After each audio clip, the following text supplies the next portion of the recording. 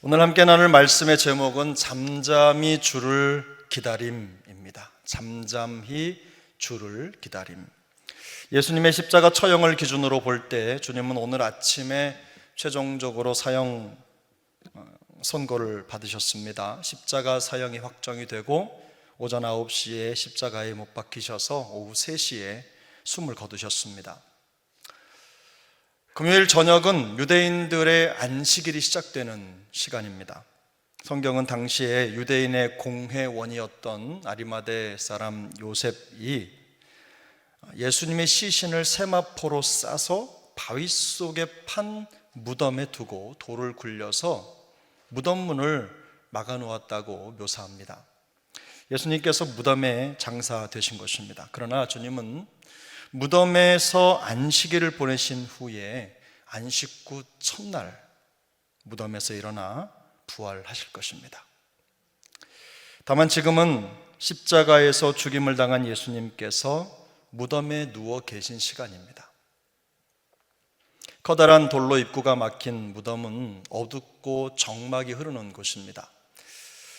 그러나 주님은 그곳에서 잠잠히 하나님의 때, 부활의 시간을 기다리고 계신 것입니다. 창세기 1장 1절 2절 말씀을 보면 태초에 하나님이 천지를 창조하시니라. 땅이 혼돈하고 공허하며 흑암이 깊음 위에 있고 하나님의 영은 수면 위에 운행하시니라.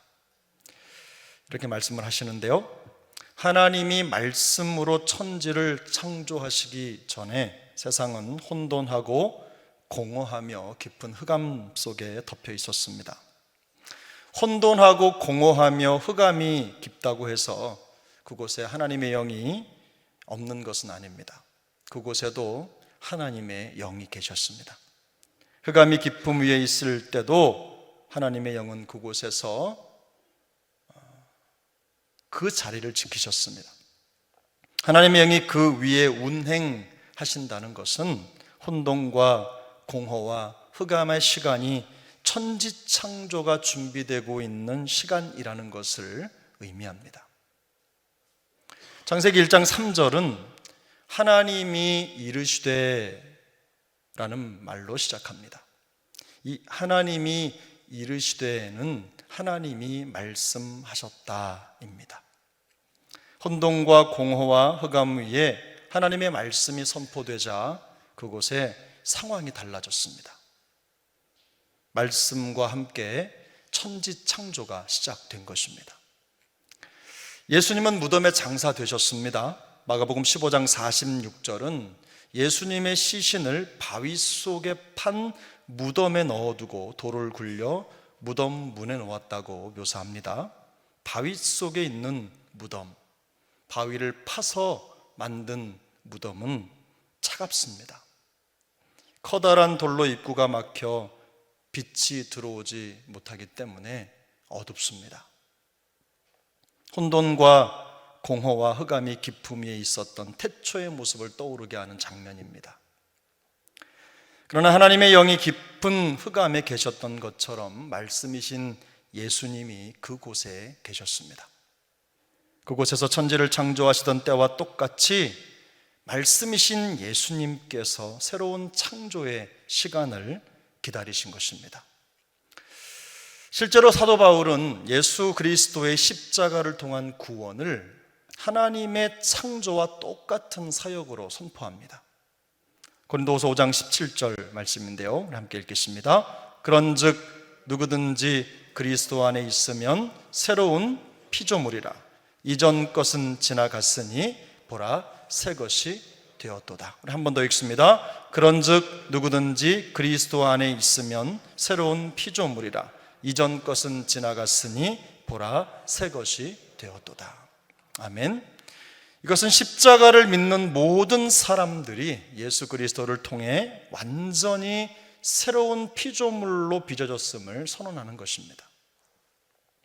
말씀으로 천지를 지으셨지만 성도는 예수 그리스도로 지어진 새로운 인류이기 때문입니다. 겉모습에 큰 변화가 없다고 해서 아무 일도 없는 것이 아닙니다. 성도는 십자가의 생명으로 새롭게 지어진 새로운 피조물입니다. 완전히 새 것이 되었습니다.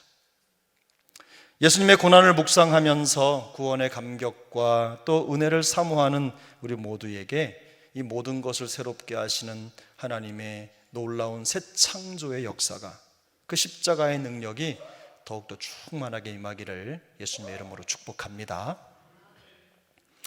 오늘 우리가 함께 읽은 시편 31편은 다윗의 노래입니다.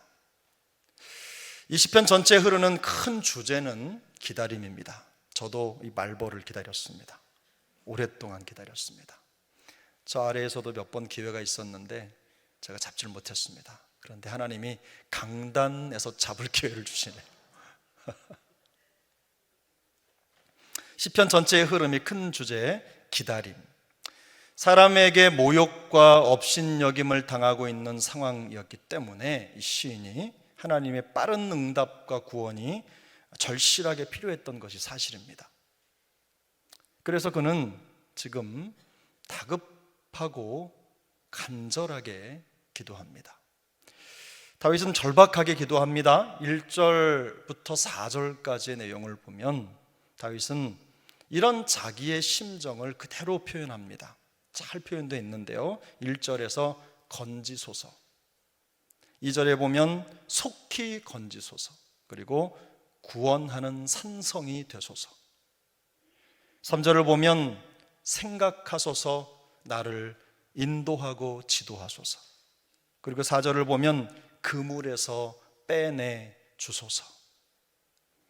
이것들은 모두 다 그가 얼마나 다급한 상황에 놓여 있는지를 보여주는 표현들입니다.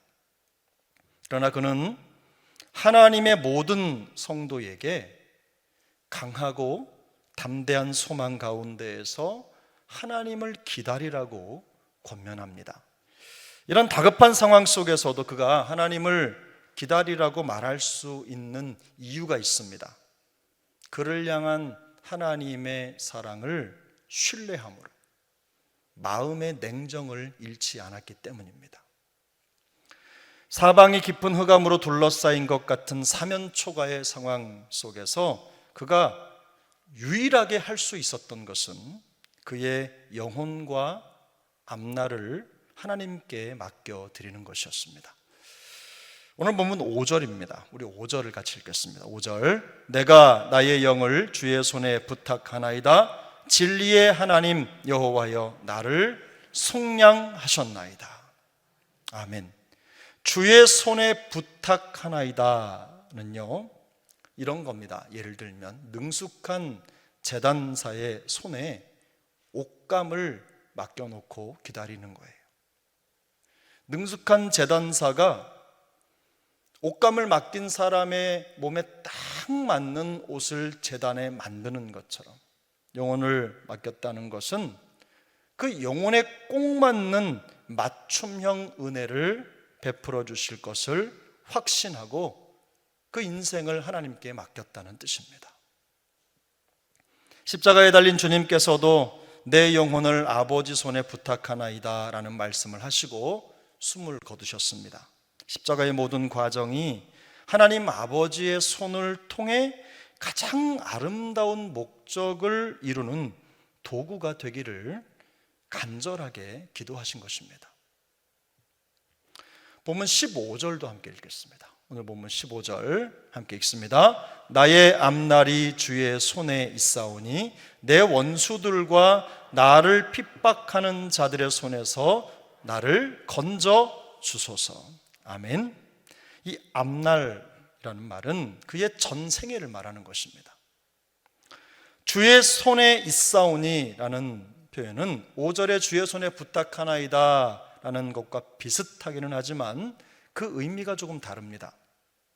그것은 하나님의 능력을 온전히 의지한다는 완전한 신뢰를 의미합니다. 하나님의 능력에 나를 올려놓는 거죠. 나의 영혼을 주의 손에 부탁한다는 기도와 나의 앞날이 주의 손에 있다는 기도의 공통점이 있습니다. 그것은 모든 것을 하나님께 맡긴다는 것입니다. 온 세상의 창조자여 주관자이신 하나님께 인생을 송두리째 들어서 맡겨드린다는 고백입니다. 반쯤 발을 걸친 게 아닙니다. 한 다리는 걸고 한 다리는 안 걸은 게 아니에요. 주님도 잡고 나도 잡고 있는 그런 게 아니라 완전히 주님께로 던져놓는 거예요. 시편 37편 5절 6절은 이렇게 말씀합니다. 내 길을 여호와께 맡기라. 그를 의지하면 그가 이루시고 내 의를 빛같이 나타내시며 내 공의를 정오의 빛같이 하시리로다. 내 길을 여호와께 맡기라.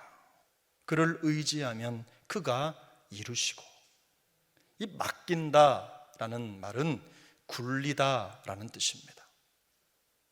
제가 연구하다가 공교롭게 사전을 찾아봤는데요, 너무 깜짝 놀랐습니다. 이 맡긴다라는 말이 굴리다는 말인데 그 뜻을 조목조목 따져보니까 이런 뜻이 담겨 있어요.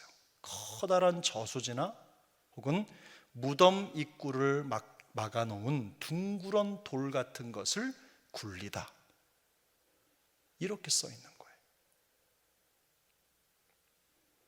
산 위에서 굴린 돌덩어리가 우리 손을 떠나 산 아래로 굴러가는 것과 같습니다. 이게 맡긴다는 뜻이에요. 맡긴다는 것은 더 이상 내 손에 있지 않다는 뜻입니다.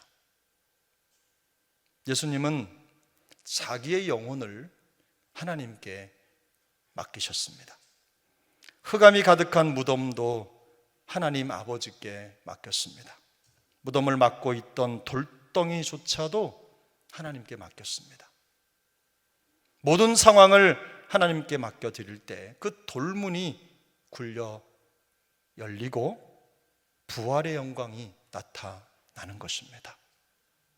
우리도 마찬가지입니다. 말하자면 우리의 영혼과 앞날을 둘러싼 힘든 상황들은 빛이 들어오지 않는 돌무덤과 같습니다. 우리가 해결해야 한다고 생각하는 인생의 문제는 예수님이 누우셨던 무덤을 막고 있는 돌덩어리와 같습니다. 이것들은 우리 힘으로 어떻게 할 수 없는 것들이에요. 그러나 하나님께 맡기면 그가 이루실 것입니다. 시편 55편 22절은 이렇게 말씀합니다. 내 짐을 여호와께 맡기라. 그가 너를 붙드시고 의인의 요동함을 영원히 허락하지 아니하시리로다. 함께 읽겠습니다. 내 짐을 여호와께 맡기라. 그가 너를 붙드시고 의인의 요동함을 영원히 허락하지 아니하시리로다. 아멘. 주님은 우리의 모든 짐을 하나님께 맡기라고 말씀하십니다. 주님이 우리를 붙드실 뿐만 아니라 요동함을 영원히 허락하지 않을 것이라고 말씀하십니다. 이런 은혜가 있기를 바랍니다. 우리의 마음속에 도사린 두려움이나 근심이나 염려는 온전히 맡겨드리지 못할 때 그때 시작됩니다. 그러나 잠언 16장 3절은 너의 행사를 여호와께 맡기라. 그리하면 내가 경영하는 것이 이루어지리라 라고 말씀하고 있어요. 누가복음 12장에 보면 예수님의 말씀이 있습니다. 누가복음 12장 25절부터 29절까지 말씀인데요, 우리 같이 한번 천천히 읽어보겠습니다. 또 너희 중에 누가 염려함으로 그 키를 한 자라도 더할 수 있느냐? 그런즉 가장 작은 일도 하지 못하면서 어찌 다른 일들을 염려하느냐? 백합화를 생각하여 보라. 실로 만들지 않고 짜지도 아니하느니라. 그러나 내가 너희에게 말하노니 솔로몬의 모든 영광으로도 입은 것이 이 꽃 하나만큼 훌륭하지 못하였느니라. 오늘 있다가 내일 아궁이에 던져지는 들풀도 하나님이 이렇게 입히시거든. 하물며 너희일까 보냐? 믿음이 작은 자들아, 너희는 무엇을 먹을까 무엇을 마실까 하여 구하지 말며 근심도 하지 말라. 아멘. 하나님께 맡기면 우리의 마음속에 있는 이 모든 근심들이 물러가는 것입니다. 만일 주님께서 십자가의 모든 고난과 무덤의 문제를 하나님 아버지께 온전히 맡기지 않으셨다면 부활의 영광은 나타나지 않았을 것입니다. 이것이 내 영혼을 아버지 손에 부탁하나이다 라는 예수님의 말씀하신 그 말씀의 의미입니다. 무덤과 같은 우리의 상황, 해결해야 할 산적한 인생의 일들을 하나님께 온전히 맡길 수 있기를 바랍니다. 염려나 근심으로 해결될 것은 아무것도 없습니다. 우리를 인도하시며 지도하실 하나님 아버지를 온전히 신뢰할 수 있기를 바랍니다. 하나님의 손에 우리의 영혼과 앞날을 맡길 수 있기를 축복합니다. 혼돈과 공허와 흑암이 깊음 위에 있던 세상이 질서를 찾기 위해 필요한 것은 하나님의 말씀이었습니다. 하나님의 말씀으로 역사가 시작됐습니다. 하나님이 그 혼돈과 공허와 흑암이 깊은 세상에 말씀하시자 역사가 시작된 것입니다. 돌덩이로 막혀있는 차갑고 어두운 돌무덤이 부활의 장소가 될 수 있었던 이유는 그곳에 말씀이신 예수님이 계셨기 때문입니다. 만일 우리의 영혼과 앞날에 짙은 안개가 끼었고 풍랑 속의 배와 같은 사면초가에 놓여 있다는 생각이 드신다면 그 상황과 문제를 해결할 다른 해결책이 필요한 것이 아닙니다. 말씀이신 주님이 필요합니다. 주님의 말씀을 통해 지혜를 얻어야 합니다. 말씀에서 영혼과 우리의 앞날의 해답을 찾아야 합니다. 요한복음 15장 7절은 이렇게 말씀합니다. 너희가 내 안에 거하고 내 말이 너희 안에 거하면 무엇이든지 원하는 대로 구하라. 그리하면 이루리라. 주님께서는 하나님 아버지 손에 영혼을 부탁하시면서 모든 것을 맡겨드리고 부활의 때를 기다리셨습니다. 새로운 창조의 시간을 기다리신 것입니다. 우리도 마찬가지입니다.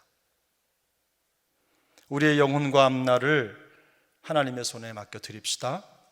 잠잠히 기도하며 주님의 때를 기다릴 수 있기를 바랍니다. 모든 것을 새롭게 하시는 십자가와 부활의 새 능력과 새 창조의 은혜를 간절히 사모할 수 있기를 바랍니다. 우리 안에 계신 성령과 말씀의 능력을 온전히 의지하시기를 축복합니다. 무덤 같은 세상, 무덤 입구를 꽉 막고 있는 그 돌덩어리 같은 그런 장애가 우리 인생을 막고 있다고 생각하신다면 부활의 참 소망이요 능력이신 주님을 의지하시기를 바랍니다. 우리 주님이 말씀하셔야 우리 안에 막혔던 모든 것들이 뚫리는 것입니다. 지난 한 주간 고난주간의 여정을 보내오시면서 여러분 마음속에 어떤 소망을 가지셨습니까? 성도라고 해서 어려움이 없는 거 아닙니다. 해마다 고난주간을 보내면서 갖는 예수님에 대한 묵상, 그 고난에 대한 묵상을 하시면서 어떤 답을 찾으셨습니까? 예수 그리스도 그분의 삶의 모습을 보면서 어떤 답을 찾으셨어요? 우리 주님을 온전히 의지할 수 있기를 바랍니다. 모든 삶의 여정에 주님이 없으면 안 된다는 사실을 깨달으셔야 돼요. 우리 인생의 돌무덤, 우리 인생의 과정을 꽉 막고 있는 돌덩어리 같은 것들, 그 모든 것들을 해결할 수 있는 유일한 방법은 우리 주님이십니다. 십자가의 능력으로 우리를 구원하신 우리 구주 예수 그리스도의 그 능력, 그 십자가의 은혜가 우리 인생을 바꿔놓을 것입니다. 그런 애 속에 우리가 날마다 부활의 참 소망을 고백하며 살아가는 이 어두운 세상에 생명의 소망을 전하는 그런 평생이 될 수 있기를 우리 주님 예수님의 이름으로 축복합니다. 우리 잠깐 기도하겠습니다. 은혜로우신 하나님 아버지 감사합니다. 오늘도 우리에게 귀한 밤을 허락하여 주셔서 주님의 죽으심을 마음속에 묵상하며 또 그 고난의 여정을 통해 이루신 놀라운 부활의 소망을 마음속에 갖게 해주신 것을 감사합니다. 하나님, 지금 이 시간이 성경의 절기로 우리 주님께서 무덤에 계신 시간인데, 그러나 하나님, 그것은 절망과 실패와 패배의 순간이 아니라 영광스러운 부활을 준비하고 기다리는 시간인 줄로 믿습니다. 오늘 저녁 또 내일 하루의 여정을 보내면서 우리의 모든 인생의 여정 속에 맡겼던 묵은 때들을 벗겨내는 은혜를 주시고, 하나님, 우리의 인생을 꽉 막고 있는 돌덩이를 주님 앞에 맡겨드리며, 또 빛이 들어오지 않는 것 같은 꽉 막힌 무덤 같은 우리의 인생의 여정도 하나님 앞에 올려드리며, 우리 주님께서 이루실 일을 고대하고 기대하는 우리 모두가 되게 하여 주옵소서. 하나님, 잠잠히 주를 기다리며 그 부활의 능력으로 온 세상을 새롭게 창조하실 그 하나님의 놀라운 역사를 경험하고 또 온몸으로 체험하는 우리 모두가 될 수 있도록 주님 도와주옵소서. 삶의 여정 속에 어려움이 있고 고통이 있고 큰 힘든 과정이 있을지라도 하나님, 그 속에서 살아계신 하나님을 향한 우리의 시선이 더 뜨거워지게 하시고, 어두움이 있기 때문에 빛이 드러나는 것처럼 무덤이 있기 때문에 부활이 있다는 소망을 우리의 마음속에 갖게 하시고, 날마다 부활의 새 소망, 창조의 새 능력으로 충만히 채워지게 하여 주옵소서. 날마다 그 은혜를 사모하며 살아가는 우리 모두가 되게 하여 주옵소서. 감사를 드리며 존귀하신 예수님의 이름으로 기도하옵나이다. 아멘.